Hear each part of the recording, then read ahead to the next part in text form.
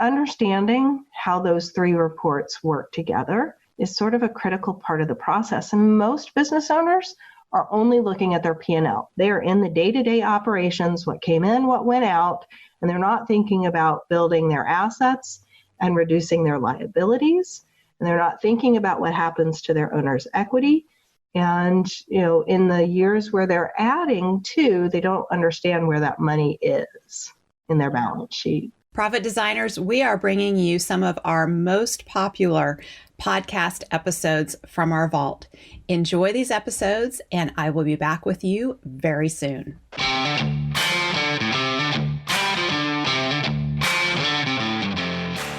You work hard in your business. On the Profit by Design podcast, we ask the big question. What has your business done for you lately? Hi, I'm Dr. Sabrina Starling. I'm the business psychologist, the author of the 4-Week Vacation and the How to Hire the Best series, as well as the founder of Tap the Potential, where we coach entrepreneurs like you to design sustainably profitable businesses that give you more time for what matters most and more money in your bank account than ever. Because after all, we believe work supports life, not the other way around. Weekly on the Profit by Design podcast, we bring you tips, tools, and strategies from our own experiences and from the experiences of our guests who are entrepreneurial thought leaders and real life entrepreneurs, all to support you in making intentionally profitable and sustainable business decisions to live the lifestyle you desire. At Tap the Potential, we're on a mission to disrupt the traditional story of entrepreneurship.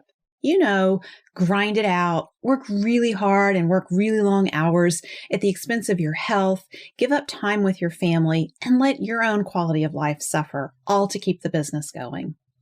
It doesn't have to be that way. We believe work supports life, not the other way around. And that is our why behind everything we're doing at Tap the Potential. And it's our why behind the Better Business, Better Life Summit. This past year with COVID has been so stressful and so emotionally draining to so many entrepreneurs that we want to come in and be a breath of fresh air to inspire you so that you can actually grow your business again and have a high quality of life. Sign up now so you don't miss out on the summit as it's happening. We've gathered leading experts such as Mike Michalowicz, John Jantz, and David Jennings, and more. We're all coming together to share cutting-edge strategy with you to support you in designing a sustainably profitable business that gives you more time for what matters most and more money in your bank account than ever. Sign up now so you don't miss out on the Better Business, Better Life Summit as it's happening. Go to worksupportslife.com. So welcome to the podcast. Today's episode, I'm so excited to be able to be here in a conversation with Stacey Seguin. Stacey is one of our favorite members of the Tap the Potential team, and all of the members of the Tap the Potential team are my favorite because we have a great team here at Tap the Potential. So I really enjoy whenever the strategists particularly meet because we get to banter about different business situations and strategies for helping our clients deal with these different situations. Stacey on our team is a strategist who specializes in Profit First. She's one of our Profit First masters on the team. And she brings both Profit First and pumpkin planning expertise. She also trains pumpkin plan strategists. So we're really lucky to have her with us at Tap the Potential. She's really good at looking for how business owners can save more money in the business and make more money, particularly combining both Profit First and pumpkin plan strategies. And that's, I think, Stacey's insights. One of the things that's nice about working with a team of strategists is we all see things from different angles. Stacey brings in a perspective sometimes that I don't see or that Darren, our other team member, doesn't see. And often it shines the light on opportunities for these business owners that no one had been paying attention to, including the business owner. So Stacey, do you want to share a little bit about what you really enjoy about your work? So one of the things what I do at Tap the Potential is really a dream job, Dr. Sabrina, because I remember a conversation several years ago, and it was another strategist and Profit First professional, and she called me up and said, and asked me questions about a client that she was working with. And I was just giving her some guidelines about what their struggles were. And at the end of that conversation, she was asking me what I wanted to do in the next iteration of my life. And I was like, you know what? This conversation is what I want to do.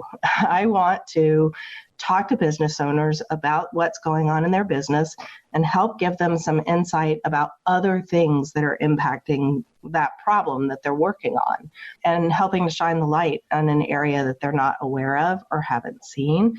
It's an opportunity. I think business owners see the problems that they're swirling around in, and they don't see the opportunities that they have for overcoming whatever the obstacle is. Yeah, and I think that's so true. When we have a problem, we focus on the problem and we get tunnel vision. So we miss looking around us, and you shine the light really well on other opportunities.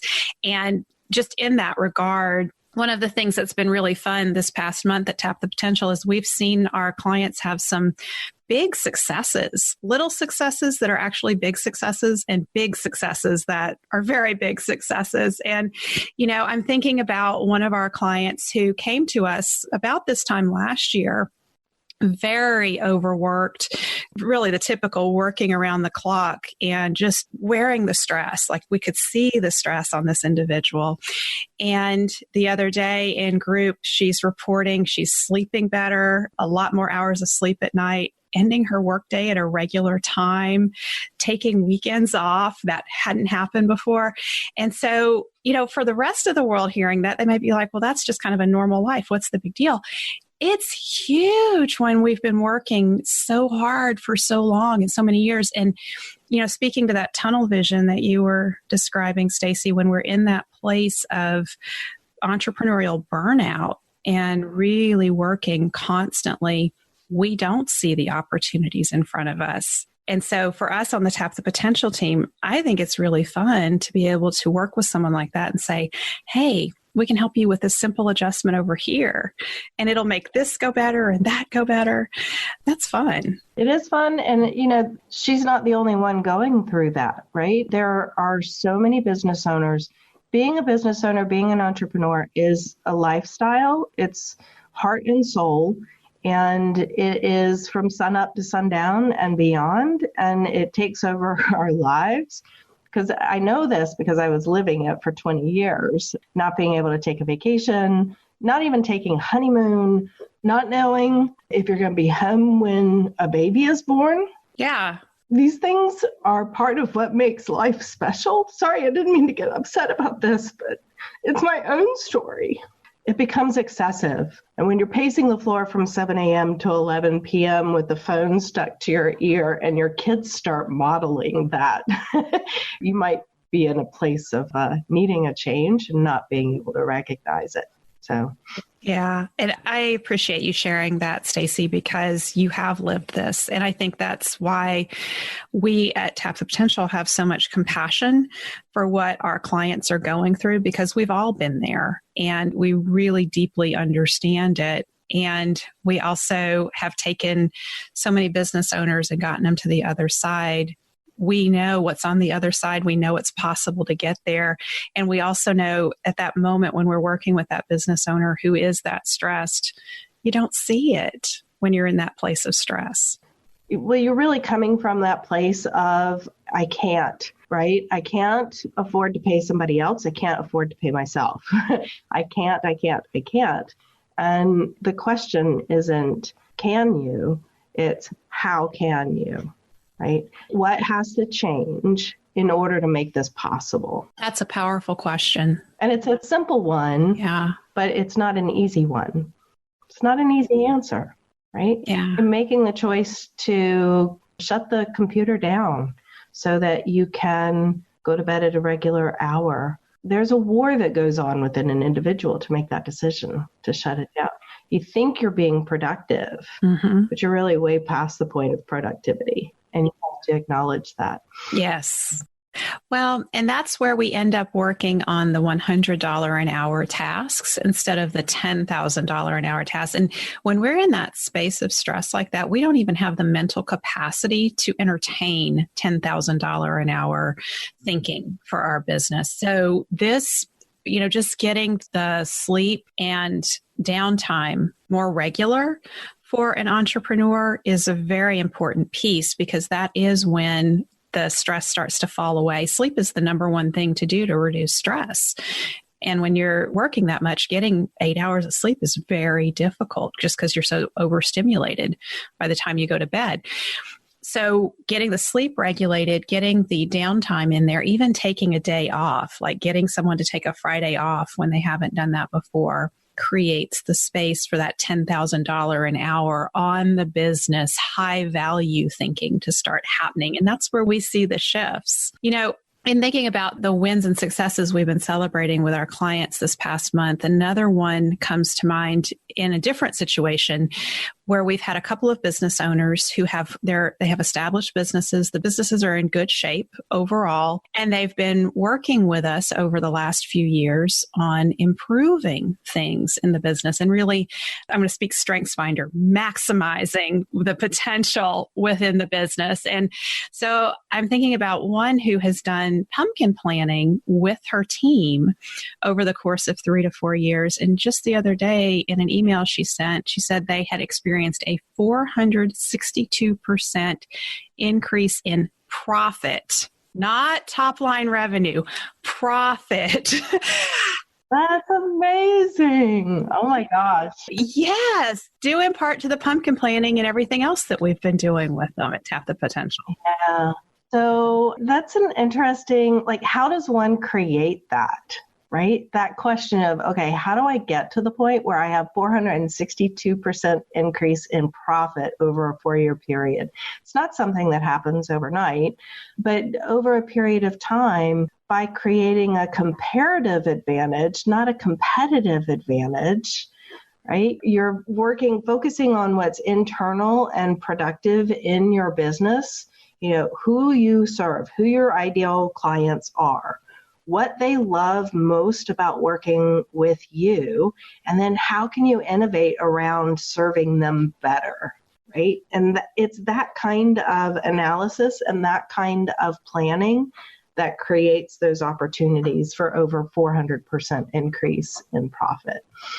Yes. So I want you to talk a little bit more about the difference between comparative and competitive advantage. You threw that out there, and that's significant. I think that's something we focus on at Tap the Potential that a lot of industry consultants and coaches don't focus on. Yeah, it's a huge difference. And when you're focusing outwardly on your competition, the people over here that I'm competing against, what are they doing and how can I outdo them? You have a lot of energy focused outside your organization. And when you focus on inside your organization, what's happening over there with the competition becomes irrelevant. Okay?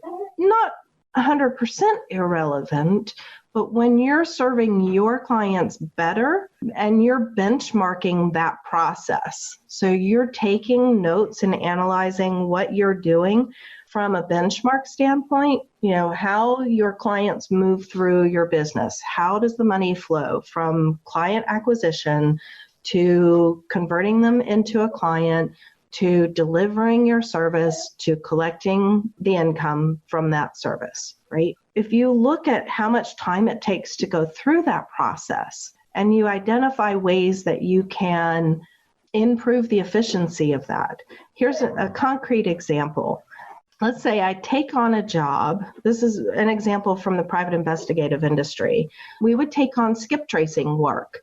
And we're good at skip tracing, but it's not what we do, and it's not our ideal market. Our ideal market in that company, we were serving insurance companies. We did insurance fraud investigations, and skip tracing was a side kind of thing that we could offer. And we would make anywhere from $75 to, if it was a really big skip trace, somebody that was hard to find, a couple $100. So our insurance clients would pay us $750 a day, But the skip trace work was fun, and it required us to be creative in our thinking and our approach.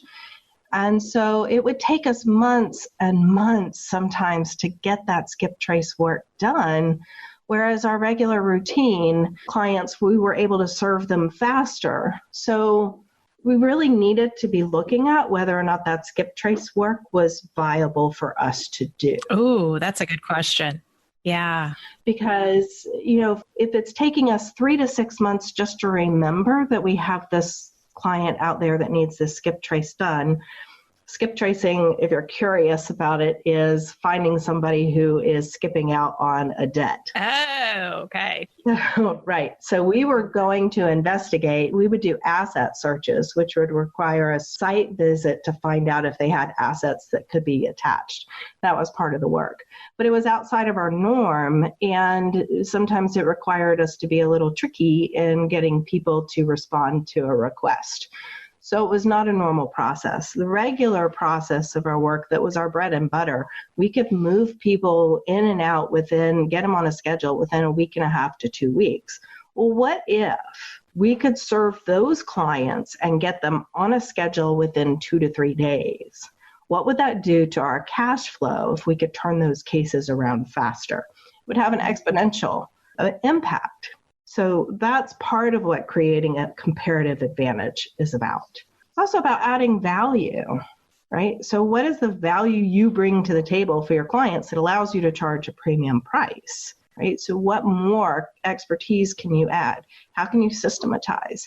Well, I just wanted to go back to the skip tracing example because I think it is a classic example of what we entrepreneurs do. We chase the shiny objects, the squirrels, the things that are fun and not easily systematized and not worked into our regular routine.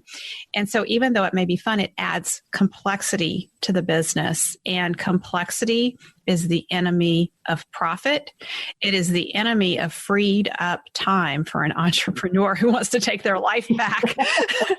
So even though it is fun for us, we entrepreneurs, we need to find other ways in our lives to have fun and look at how can we reduce that complexity in our business. Yeah, good point. So, and the other piece that I find very fun about the work we do, and we do systematize this at Tap the Potential, that is looking at how to better our clients' businesses. So it's really coming from that perspective of let's better our best. These are the things that work well in your business. These are your top clients. How can you better serve them? So speaking to what you were talking about, adding value. And how do we improve the processes that are already there and make them more and more efficient? Because if we take 3 small parts of a process and increase efficiency by a couple percentage points, that is what will trickle very fast to the bottom line and have a big impact. But if we're so busy chasing squirrels and doing things that are outside of our norm, we don't even have time or capacity, mental capacity, to explore those things. And this reminds me of a conversation that you weren't in this one yesterday. You missed out. It was a fun one. Darren and I were working with a client who has, he came into our call with lots of wins and successes, wonderful things that have happened, including going from a place of having a lot of money on a line of credit, some debt, not much cash in the bank, and now at this point, really having a significant amount of cash in the bank, line of credit almost totally paid down. And that's highly unusual for this time of year in that business. So this business is in a good cash position. And we were talking about, I threw out a challenge. I said, what would it be like to go from 10% profit to 15% profit over the next 12 to 18 months? And that was an eye-opening conversation because the first reaction was, well, I don't think we can cut any more expenses, Dr. Sabrina. We are lean. And I said, well, wait, I'm not really talking about cutting more expenses. I'm talking about let's try to hold the expenses as steady as they are because you have a good handle on that and look for ways to add value. And that's where we started talking about subscription-based programs for the most profitable services and most profitable customers. And we walked through several things that he could be doing in his business. And in that conversation, he said, I notice lots of little things as I'm going through the day where we could be more efficient, but I never capture them because I'm just going from one thing to the next. And I said, what would it be like to start capturing those on your phone or in your notebook and then taking it to your team and asking them for ideas of how to improve and make these things more efficient? And he said, that would be wonderful. And so as we wrapped up that conversation, the conclusion was, if he takes action, and we'll make sure we're going to hold him accountable. That's what we do at Tap the Potential. So when he takes action on the strategy that came out of that call over the next 12 to 18 months, that will bring in several $100,000 to the bottom line revenue, to profit. That's awesome. It reminds me, before I joined Tap the Potential, I was working with a client. He was renting space on property that was owned by a family member. He was paying $250 a month for the rent. That's fantastic. And from an expense standpoint, you might want to continue that. But here's what was happening. He had 3 separate buildings. And he was doing screen printing, and his screen print shop was in a separate building with no air conditioning and no heat. And that equipment generates an awful lot of heat. And in the wintertime, it's fine, right? It actually keeps the place kind of cozy and warm. But in the summertime, I'm in North Carolina, he was in North Carolina, it is sweltering in this building, and their efficiency tanks. He can't keep people in there. They keep getting sick, right? But he's tolerating it. He's been in business for nearly 20 years in this same kind of environment. And it takes an outside person to come in and say, I wouldn't actually want to work in that. If that were my environment in the summer, I'd be taking a lot of time off. So where is it impacting you that you don't see? Like we get so tolerant of circumstances and expect it to be, well, that's just the way it always is. And I know that's kind of a buzzword and people are sensitive when they hear that, but they don't realize how often they do it. Yeah. We know not to think that way, and yet we do it. We do it. And like you're pointing out, it has a significant impact on the profitability of the business. When we can, from an outsider looking in, we can see opportunities to make that better. But the person in that situation, it's just the way it is. We've kind of gotten into our little box of how this is how we do things. It's so valuable to have that outside perspective. So I think this is a good transition point to talk about the big question that you saw out in one of Facebook group. And it's a common question, and that is, I would like to open a second location. And the question was framed of, I'm curious to know, how difficult is it to open up a second location for your business? I'm debating on opening a second location 30 miles away from my current facility and just want to know what to take into consideration. So, Stacey, let's you and I discuss this. You had some really good thoughts about this. Yeah. So my first thought, and this may not be what I put in my post, but my first thought is, why? Why? Why do you want to do that? And, what is driving the decision to open another location? I found in my experience that the driving factor is because they're customers that we're not serving, and we want to be serving them. And that's a competitive kind of standpoint. And so my inclination is to go, wait, I don't think so. We need to explore this a little bit more. So what do you see, Dr. Sabrina? I see exactly that. So from a competitive standpoint, it's looking out and saying there's a market share over there, 30 miles away. No one is serving that. It's prime opportunity for us. Let's go after it. Mm-hmm. When we look at it internally from the existing business, the big questions that start rolling through my head is your current existing business maximizing its profit potential first? Let's make sure that house is totally in order before we go over and build another business. Because if you're not maximizing your profit potential, you are stretching your resources, your personal resources and your existing team's resources to open up another location. So your current location, the efficiency there that you have is going to decrease most likely. And you're going to have, it's just like kind of starting up a new business. You have a startup on the other side now. And we all know about the success rates of startups. And it takes usually about 3 years to build profitability, unless you're using profit first. We've had good success with getting our startup to profit. Profit first should make you immediately profitable, right? But not even profit first. It's easy conceptually. It is not easy to implement. Right. So yeah, that's one thing. But as you're talking about that, Dr. Sabrina, I'm thinking about all the businesses that are successful. They are growing, they have clients, they're serving their market well, and they are a disorganized mess. Yeah. So they can be profitable and inefficient, and they can be profitable and stretched thin, right? So where is it that you're successful, and I like the way you position the question, have you maximized what the potential is already in one location? Because when you open too soon, you think you're chasing the revenue, right? And I just want more dollars because more dollars incoming. Mike talks about this all the time.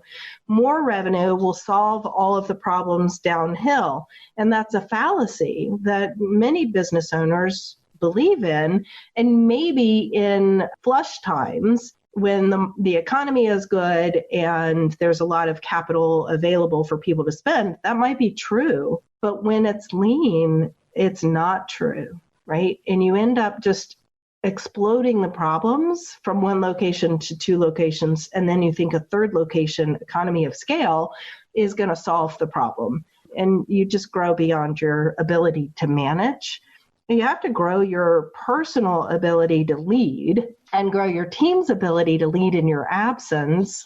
And that's part of maximizing the potential for profitability, right? Yeah. So it goes hand in hand. And I find in reading our clients' financial reports, you can see the disorganization sometimes in their numbers and in their chart of accounts and in their P&L and in their balance sheet. And it goes, if those two things, your P&L and your balance sheet, are not accurate, your cash flow statement is meaningless. And you can be profitable and not have any cash on hand. So that understanding how those three reports work together is sort of a critical part of the process. And most business owners are only looking at their P&L. They are in the day-to-day operations, what came in, what went out, and they're not thinking about building their assets and reducing their liabilities. And they're not thinking about what happens to their owner's equity. And, in the years where they're adding to, they don't understand where that money is in their balance sheet. Yeah. So I think it's also important to share. We have some stories from our clients who have had success opening multiple locations. And we also have clients who come in the door to us with multiple locations who close the extra locations to get to profit. And so I want to talk about that side of it first. When we take on new clients, we're really looking at, and this is somebody who is, when they started working with us, stretched very thin. Again, back at that entrepreneurial burnout point of, going back and forth between two locations. And really the analogy that I think about is like that little boy and the dike, the story from Hans Brinker and the skates. And he's the hero of Harlem story. And he puts his finger in the dike to try to plug all the holes and protect the city. And so when we entrepreneurs have these disorganized businesses and inefficiencies, it's really us who runs around and sticks our fingers in the holes of the dike. And we run out of fingers. I mean, we only got 10 fingers. We could use our toes, but at some point we run out and we can't plug those holes, and it puts a lot of stress on us. And so when you have a second location, that just becomes, stretching beyond capacity. So it was really about looking from a lifestyle perspective first about what would that be like to just have one location. And immediately, I saw stress falling off just even as she entertained that idea. And then looking at from a profit standpoint, what would that look like? And then we started talking through, well, I could get rid of this expense. I could get rid of that expense. I don't have that rent. And oh my gosh, it was just so clear at that point that second location was actually pulling profitability away from the main location that had the most potential to be profitable. And to contrast that, I think about another client that I've worked with who came to me because he was, he had totally outgrown his space. I remember our first meeting was like in this little tiny closet and he was renting space from another business and it was a shared space. And so his team and everything they were doing were kind of scattered all over that building. And he was like, I think I need another location. And he was really scared about the monetary investment in that. And it was challenging. And out of our conversation, he ended up purchasing his next building. And then through my years of working with him, he actually added several locations during that time. And it happened based on we've maximized what we can do here. So we're going to expand this location. And then we have another market over here in this other geographic area that we can serve, and we can do it efficiently. And it was done from the perspective of how can we conserve our resources? How can we minimize costs and better utilize our team and add team to those locations? So it can be a successful model. Absolutely. Yeah. Not to say that it can't be done, but it's timing and knowing what your strengths are and what your weaknesses are, right? Just a good old SWOT analysis.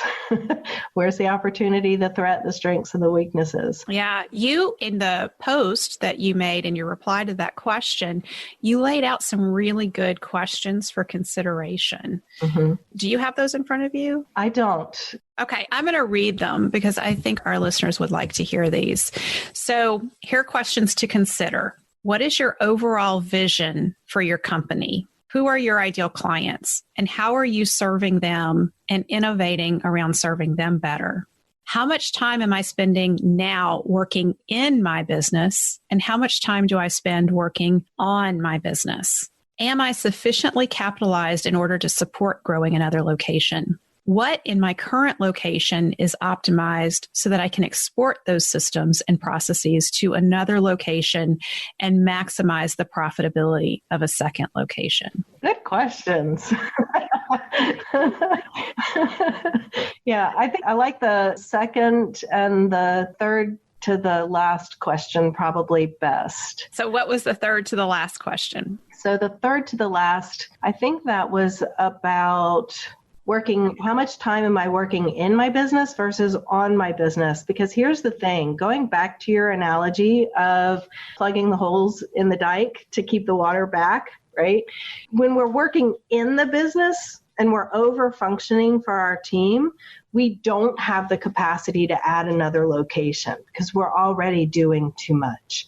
So when you think about if I am only working in my business 20% of the time, right? I have 80% that I'm working on my business for business development. Then I'm in a better position to be the leader that I need in that other location. So however you're going to do that, if you are the person who's going to open up that other location, build the team, it's not going to be a 3-month thing. It's going to be a 12-month thing or an 18-month thing to get it stabilized, depending on how much time and energy you have available to get it up and running and functioning. Otherwise, it's going to drag the other business location down, right? Because you're putting too much pressure on that first location and it's not manageable.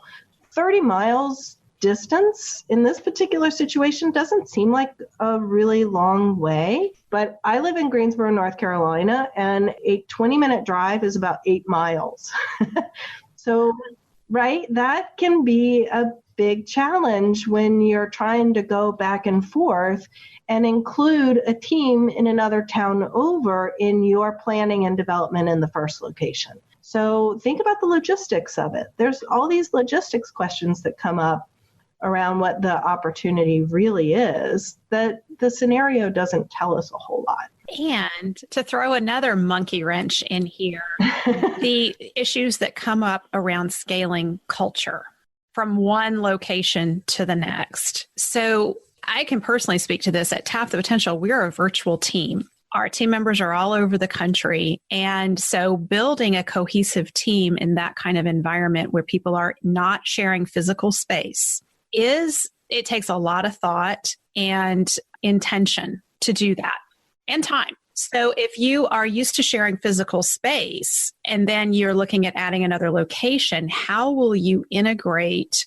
the two different teams, and how will you create that scalable culture? And it's interesting, with multiple locations like across the state, some people want to do that.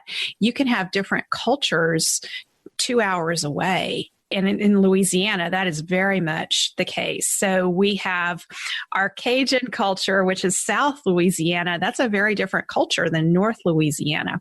So if you were going to build a team and you were going to have one office in North Louisiana and one down near New Orleans, you really have two different cultures that you're going to be dealing with. And how are you going to integrate that? It takes a lot of thought.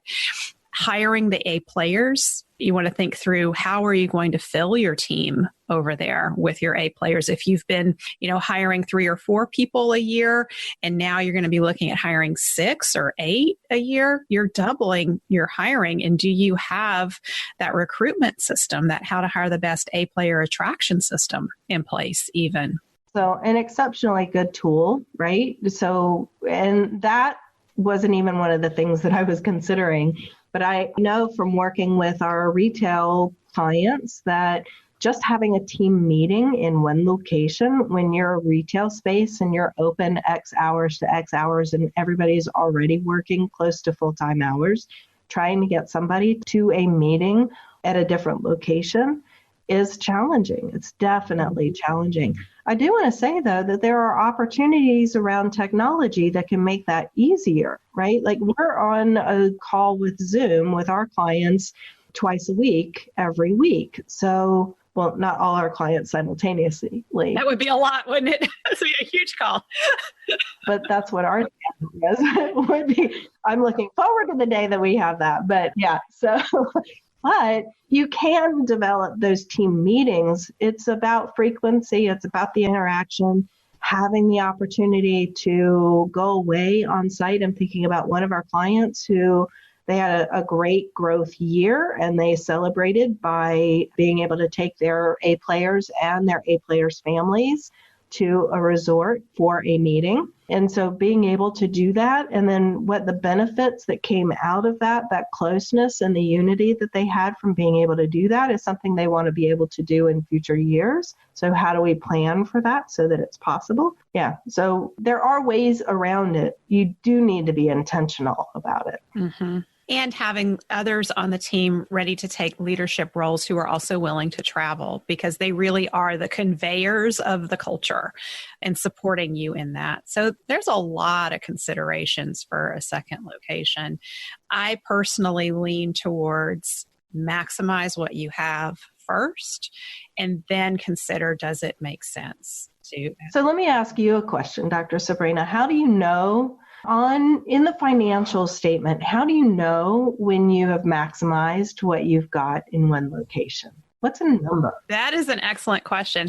A real simple tool is a profit analysis of the business and using the profit first target allocation percentages and seeing, okay, for a business of my revenue size, I should be able to have 10 or 15% profit that is not being plowed back into the business. It's in an account. It's getting taken off of the top and going into account and not being utilized. That is a real quick and dirty indicator of, is this business maximizing its profit potential? So wait, 15% of net profit going into an account, and that is after taxes are paid, right? After owners pay. Yeah. So let's talk about the owner's pay piece too. Okay. All right. Well, so I'm just wondering, so in my experience, business owners who have that 15% net profit after owner's pay, after tax, and it's sitting in an account, tend to start buying equipment. And now they're in a position where they have debt that is maybe taking away from that 15%. So what if the number is actually 20 to 25% so that you can continue with 10% of that being reinvested in the business? That's even better. That's even more efficient. And so that's what I think is an important point of this whole conversation is there's always opportunities to improve the existing profitability of the current location. And sometimes it takes that outside person to point out those opportunities, but they do exist. And I also want to throw out some caution that if we build profitability too high, other parts of the business could suffer. And so I think about, taking away from team development and education and doing that in order just to get that profit number high. That wouldn't be a healthy business. So it was always a fine balancing act. And I want to highlight what you said, though. We're talking about after taxes are paid for the business and for the owner. Because with Profit First, when we set tax money aside, it's covering the owner's tax burden too. And the owners of the business are taking an appropriate salary and pay. So not the amount of salary or wage that we take in order to avoid paying a lot of payroll taxes, but an appropriate salary, and that the business can demonstrate that it can afford to pay the owner an appropriate salary for being a CEO level person or a C-suite level person in the business. The reason that's so important is because when we want to sell our business, I don't want to say if we want to sell, we always want to sell at some point. When we want to retire, we want that business to go somewhere if we've run it that long. So when we want to sell, we need to show that the business can support a C-suite executive or several C-suite executives and pay appropriate compensation. If the business can't show that, it's not sellable. Nobody wants to buy a job. Well, there's a little caveat with that, though. There are some people who are looking for a business that has enough inefficiency in it that they can create a salary and make that company a more efficient business. So they are looking for a lifestyle. They are looking maybe for a business that has a country club membership and certain benefits attached to it because that is what they're looking for. But so not everyone is looking for that. But you have to, as when you're looking for a business to buy, that might be one of the criterias that you're thinking about.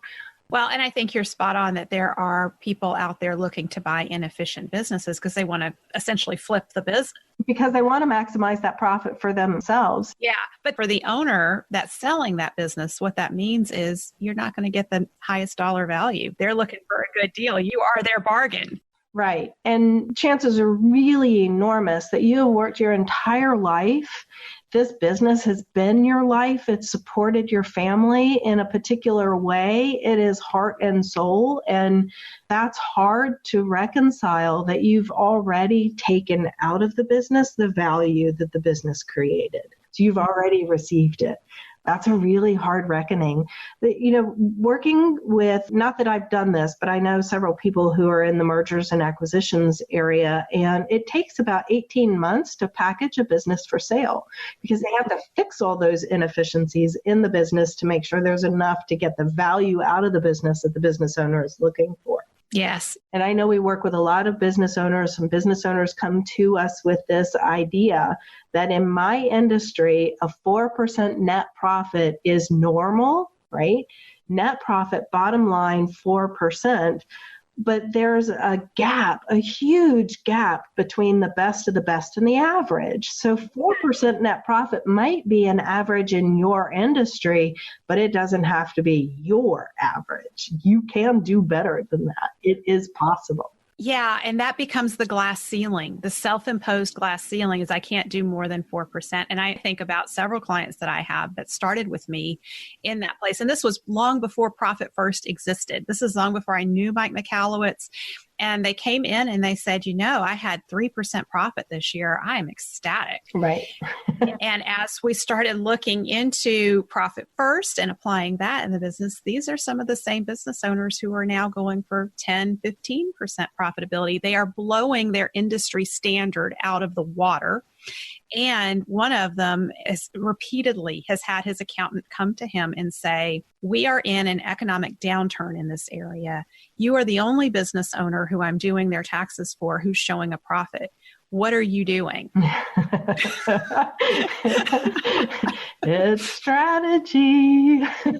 Strategy, lots and lots of strategy. And it's all around maximizing the efficiency of these businesses. Yeah.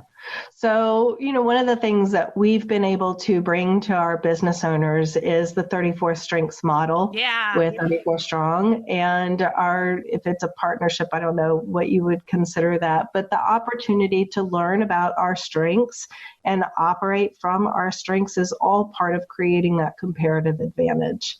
Yes. So I'm so glad you're bringing that up, because that is something we have put a lot of attention to on the Tap the Potential team in the last year after we've gone through. And Darren Virasamy of 34 Strong is who Stacey's referencing. And we do have a partnership with them.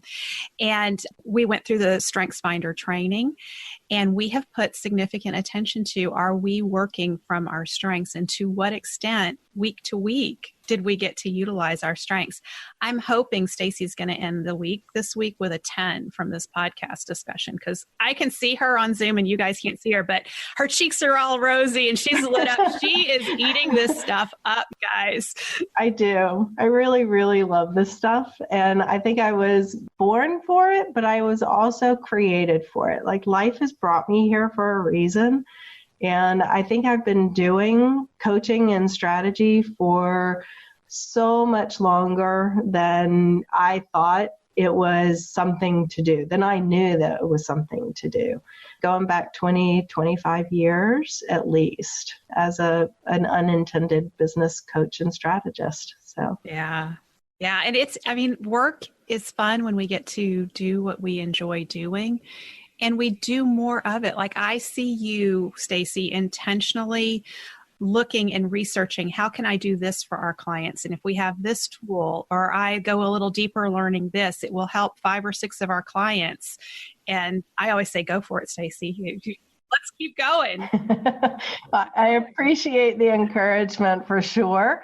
And learner is one of my top strengths. Input is my number one strength. So feed me, see more information. I need information. Give me the big picture. Well, I have thoroughly enjoyed our conversation this morning, Stacey, and I think we have hit on some topics that have probably created some aha moments for our listeners. Thank you for spending time with us today. Join our conversation in the Entrepreneurs Take Your Life Back Facebook community at tapthepotential.com/group. Share your aha moments from today's episode, ask me questions, and join in on the fun with your fellow entrepreneurs on the journey to designing sustainably profitable businesses that give you more time for what matters most and more money in your bank account than ever. And finally, share today's episode with a friend if you know a friend who would enjoy it. This is real life business. Keep your chin up, keep moving forward. You got this. If you're loving the Profit by Design podcast and have gotten any value out of it for your business or your life, would you mind doing 2 things? Subscribe to the show so you never miss an episode, and please leave us a review. Our listener reviews help us get into the top 10 of all entrepreneurship podcasts so that more entrepreneurs like you discover us. Your review is critical in helping us make a difference for more entrepreneurs who are ready to take their life back.